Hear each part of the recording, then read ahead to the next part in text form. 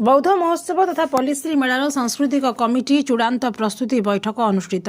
बौद्ध जिलापाल सद्भावना सभागृह भारप्राप्त जिला संस्कृति अधिकारी रीताकांति बलियार सिंह आवाहकत्व में सांस्कृतिक कमिटीर नोडाल अधिकारी तथा बौद्ध तहसिलदार अनिता कुमारी साहू अध्यक्षतार अनुष्ठित बैठक में सांस्कृतिक कमिटीर समस्त सदस्यों को नहीं हेबाकुथिबा बौद्ध महोत्सव पर चूड़ांत प्रस्तुति बैठक अनुष्ठित होईछि।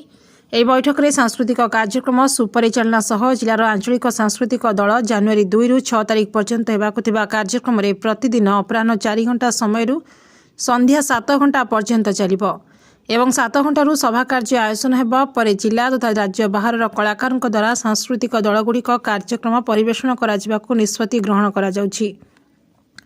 ଏହା ସହିତ ସମସ୍ତ ସାଂସ୍କୃତିକ ଦଳଗୁଡ଼ିକ ଯେମିତି ଅସୁବିଧାର ସମ୍ମୁଖୀନ ନ ହେବେ ସେଥିପାଇଁ ସ୍ୱତନ୍ତ୍ର ବ୍ୟବସ୍ଥା କରାଯିବ ବୋଲି ନୋଡାଲ ଅଧିକାରୀ ସୂଚନା ଦେଇଥିଲେ।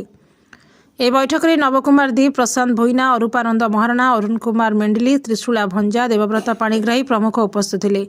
କାର୍ଯ୍ୟକ୍ରମ ଶେଷରେ ଜିଲ୍ଲା ସଂସ୍କୃତି କାର୍ଯ୍ୟାଳୟର ଜିତେନ୍ଦ୍ର କୁମାର ମହାନ୍ତି ଧନ୍ୟବାଦ ଅର୍ପଣ କରିଥିଲେ।